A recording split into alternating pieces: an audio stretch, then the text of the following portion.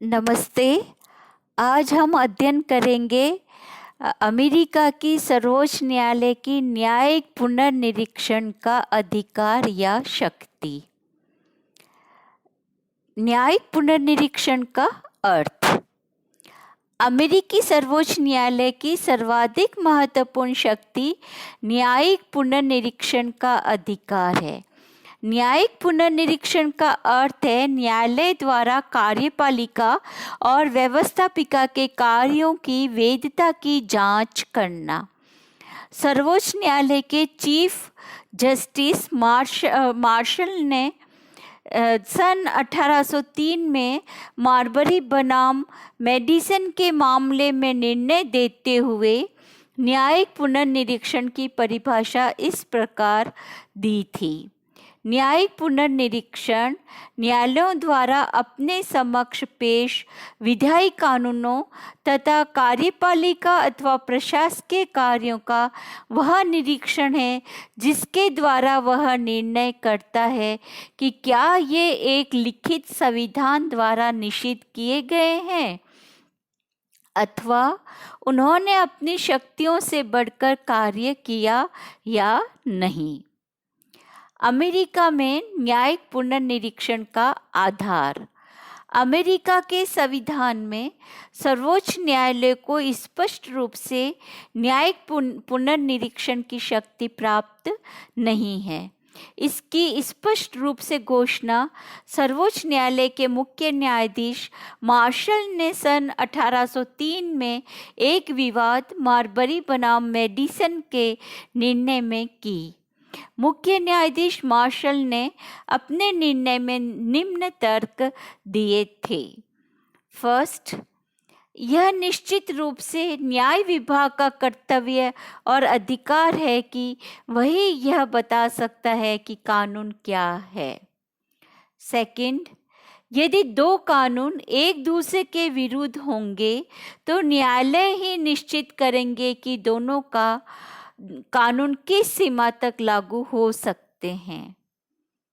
Third, यदि कोई कानून संविधान के विरुद्ध होगा और यदि किसी मामले में उक्त कानून और संवैधानिक कानून दोनों ही लागू होंगे तो न्यायालय को देखना होगा कि वह उक्त मामले या विवाद पर संविधान की किस मान्यता के आधार पर निर्णय दे। फोर्थ, यदि न्यायालय संवैधानिक कानून को सर्वोच्च कानून मानता है तो ऐसे किसी मामले पर जिसमें संविधान की और साधारण कानून भी लागू होता है, संविधान को ही मुख्यता प्रदान की जाएगी और उसके सामने सामान्य कानून असंवैधानिक घोषित हो जाएंगे। अब हम देखेंगे निर्णय के परिणाम। मार्बरी बनाम मेडिसन विवाद में दिए गए निर्णय ने अनेक महत्वपूर्ण परिणाम निकले जो इस प्रकार है। फर्स्ट, संविधान की सर्वोच्चता। अब अमेरिका में संविधान ही सर्वोच्च कानून है। संविधान की व्याख्या के प्रतिकूल बनाया गया कोई कानून वैध नहीं है। यदि व्यवस्थापिका द्वारा पारित कोई कानून संविधान के प्रतिकूल है तो सर्वोच्च न्यायालय का यह कर्तव्य है कि वह उस कानून को अवैध घोषित कर दे। सेकंड, संविधान की सुरक्षा। सर्वोच्च न्यायालय ने इस शक्ति के द्वारा संविधान की रक्षा की है। राज्यों ने अनेक कानूनों को जो कि संघीय संविधान के विरुद्ध थे अवैध घोषित करके इसने संघीय संविधान तथा कानूनों की रक्षा की है। थर्ड, न्यायालय तीसरा सदन। न्यायिक निरीक्षण की शक्ति के कारण न्यायालय तीसरा सदन बन गया। लास्की ने लिखा है कि न्यायिक निरीक्षण की शक्ति के कारण सर्वोच्च न्यायालय कांग्रेस का तीसरा सदन बन गया है। न्यायालय विधियों की बदलती हुई परिस्थितियों के अनुकूल अर्थ लगाते हैं। विधियों को इस प्रकार नया अर्थ देने में नई विधियों का निर्माण होता है। फोर्थ, नियंत्रण व संतुलन। न्यायिक निरीक्षण का एक परिणाम यह भी हुआ है कि इसके द्वारा नियंत्रण तथा संतुलन का सिद्धांत क्रियान्वित हो सका है। फिफ्थ, संघात्मकता की रक्षा। यह न्यायिक निरीक्षण का परिणाम है कि अमेरिकी संघ अब तक सुरक्षित रहा है। सर्वोच्च न्यायालय ने सदैव राज्यों के ऊपर अंकुश रखा है और उनको अपने अधिकार क्षेत्र में रोके रखा है। 6, मतभेदों का निवारण। इसी शक्ति के कारण सर्वोच्च न्यायालय ने शासन के 2 अन्य मुख्य विभागों, कार्यपालिका और व्यवस्थापिका के बीच के सभी झगड़ों को ठीक ठीक निपटाया है और दोनों को अपने अपने क्षेत्राधिकार का अतिक्रमण करने से रोका है। इस आधार पर हम कहते हैं कि सर्वोच्च न्यायालय अमेरिकी शासन व्यवस्था का संतुलन चक्र है। 7, न्यायिक सर्वोपरिता। सर्वोच्च न्यायालय ने न्यायिक निरीक्षण की शक्ति द्वारा संविधान को परिवर्तित किया है तथा समय के अनुसार उसको नई दिशा भी प्रदान की है। 8, राज्य की अपेक्षा संघ की शक्ति सुदृढ़ होना। इस शक्ति का अन्य संवैधानिक प्रभाव यह हुआ है कि राज्य की तुलना में संघ की स्थिति दृढ़ हो गई। सर्वोच्च न्यायालय ने व्यापार, वाणिज्य, वित्त के क्षेत्र में संघीय सरकार के हाथ को बहुत मजबूत बना दिया। नेक्स्ट, 9th, रूढ़िवादिता को प्रशय। सर्वोच्च न्यायालय ने कई सामाजिक तथा आर्थिक विधियों को रद्द किया। सन 1933-36 में 13 कानून को अवैध घोषित कर सामाजिक आर्थिक विधायन को विफल करने की प्रवृत्ति चोटी पर पहुंच गई थी। फलस्वरूप न्यायालय ने इस अधिकार के विरुद्ध आंदोलन उठ खड़े हुए और इसके बाद न्यायालय के दृष्टिकोण में परिवर्तन आया और उसे उदार मार्ग अपनाना शुरू किया। अब हम देखेंगे न्यायिक पुनर्निरीक्षण की प्रक्रिया। सर्वोच्च न्यायालय अपने आप ही किसी कानून की वैधता की जांच नहीं करता। जब उसके पास कोई कानून आता है जिसमें संघ या राज्य के किसी कानून को चुनौती दी जाती है तो न्यायालय को अपना निर्णय देना पड़ता है। न्यायिक पुनर्निरीक्षण का क्षेत्र। न्यायिक निरीक्षण का क्षेत्र बड़ा व्यापक है। न केवल कांग्रेस के बनाए कानून अपितु अमेरिका के राज्यों के संविधान, उनके द्वारा बनाए गए कानून, संधियां जो संघ सरकार द्वारा दूसरे देशों से की जाए तथा संघ और राज्यों की कार्यपालिकाओं द्वारा जारी किए गए आदेश शामिल है। न्यायिक पुनर्निरीक्षण की आलोचना। न्यायिक पुनर्निरीक्षण की आलोचना कई आधारों पर की गई है और जिसके मुख्य बिंदु इस प्रकार है। फर्स्ट पॉइंट, लोकमत और प्रजातंत्र की उपेक्षा। कांग्रेस देश की प्रतिनिधि संस्था है। कांग्रेस राष्ट्र तथा लोकमत का सच्चा प्रतिनिधित्व करती है। अतः कांग्रेस द्वारा बनाए हुए कानूनों को अवैध घोषित करके सर्वोच्च न्यायालय लोकमत और लोकतांत्रिक भावना की उपेक्षा करता है। सेकंड, शक्ति पृथक्करण की भावना के प्रतिकूल।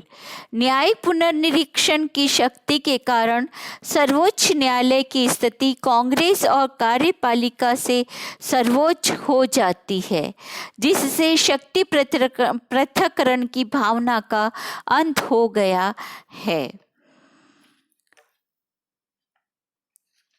थर्ड, राजनीतिक निर्णय। सर्वोच्च न्यायालय की नीति और निर्णयों में एक रूपता का अभाव रहा है। अनेक अवसरों पर न्यायालय के निर्णय विशुद्ध वैधता पर आधारित न होकर न्यायाधीशों की अपनी मान्यताओं और उनके अपने राजनीतिक और सामाजिक विचारों पर आधारित रहे हैं। न्यायाधीशों के निर्णय राजनीतिक पुट के लिए हुए होते हैं। फोर्थ, पुनर्निरीक्षण का संवैधानिक आधार नहीं। अमेरिकी संविधान में कहीं पर भी इस बात का स्पष्ट उल्लेख नहीं है कि सर्वोच्च न्यायालय को पुनर्निरीक्षण का अधिकार दिया गया है। फिफ्थ, प्रगतिशीलता में बाधक। सर्वोच्च न्यायालय ने इस शक्ति का प्रयोग करके अनेक प्रगतिशील कानूनों के निर्माण में गंभीर बाधा उपस्थित की है। राष्ट्रीय पुनरुद्धार एक्ट, कृषि आयोजन एक्ट जैसी प्रगतिशील विधियों को रद्द करके न्यायालय ने अपने को संपत्तिशाली वर्ग का संरक्षक ही घोषित कर दिया। 6. कांग्रेस का तीसरा सदन। लोकतंत्र में न्यायालय की ऐसी स्थिति अनुचित है, क्योंकि कानून निर्माण की शक्ति तो जनप्रतिनिधियों को ही प्राप्त होती है, जबकि सर्वोच्च न्यायालय कांग्रेस द्वारा पारित अधिनियमों को अवैध घोषित कर एक उच्च विधानमंडल की स्थिति प्राप्त कर रहा है। इस तरह से हम देखते हैं कि सर्वोच्च न्यायालय की न्यायिक पुनर्निरीक्षण की जो अधिकार है उसकी आलोचना की गई है। फिर भी अमेरिका में न्यायिक पुनर्निरीक्षण का महत्व बहुत ज़्यादा है और इस शक्ति के कारण अमेरिका की जो सर्वोच्च न्यायपालिका है वो महत्वपूर्ण न्यायपालिका मानी जाती है पूरे विश्व में। अब हम उसका न्यायिक पुनर्निरीक्षण की शक्ति का महत्व क्या है इसे देखेंगे। इसमें फर्स्ट जो पॉइंट है वो है संविधान की पवित्रता की रक्षा। संविधान की रक्षा करते हुए उसने लोकतंत्र के आदेश तथा प्रशासन की मनमानी से भी देश की रक्षा की है। सेकंड पॉइंट, संघ प्रणाली की रक्षा।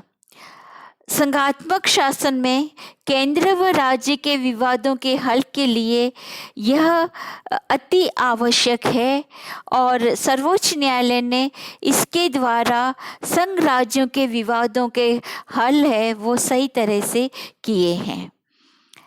थर्ड, कानून की वैधता पर विचार।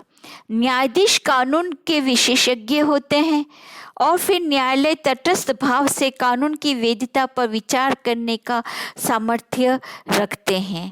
इसलिए कानून की वैधता पर विचार करने के लिए भी न्यायिक पुनर्निरीक्षण महत्वपूर्ण रहा है। फोर्थ, राष्ट्रीय परिप्रेक्ष्य में निर्णय। सर्वोच्च न्यायालय ने राज्यों की प्रांतीयता की संकुचित प्रवृत्ति को रोका है तथा राष्ट्रीय एकता को प्रोत्साहित किया है। उसके निर्णय के द्वारा राष्ट्र मजबूत हुआ है और राष्ट्रीय एकता को बल मिला है। नेक्स्ट, नागरिक अधिकारों की रक्षा। इस शक्ति के द्वारा न्यायालय ने नागरिक अधिकारों और स्वतंत्रताओं की रक्षा का कार्य बहुत महत्वपूर्ण रूप से किया है। नेक्स्ट 6 पॉइंट, राजनीतिक दलबंदी से ऊपर। आमतौर पर सर्वोच्च न्यायालय राजनीतिक दलबंदी से ऊपर होता है। वह राजनीतिक दलबंदी से ऊपर रहकर संविधान की रक्षा करने का कार्य करता है और नागरिकों के अधिकारों की भी रक्षा करने का कार्य करता है। इस तरह से हम देखते हैं कि सर्वोच्च न्यायालय की जो न्यायिक पुनर्निरीक्षण का जो अधिकार क्षेत्र है वो बहुत ही महत्वपूर्ण है और इस शक्ति के कारण ही अमेरिका का सर्वोच्च न्यायालय पूरे विश्व में महत्वपूर्ण सर्वोच्च न्यायालय के रूप में माना जाता है। धन्यवाद।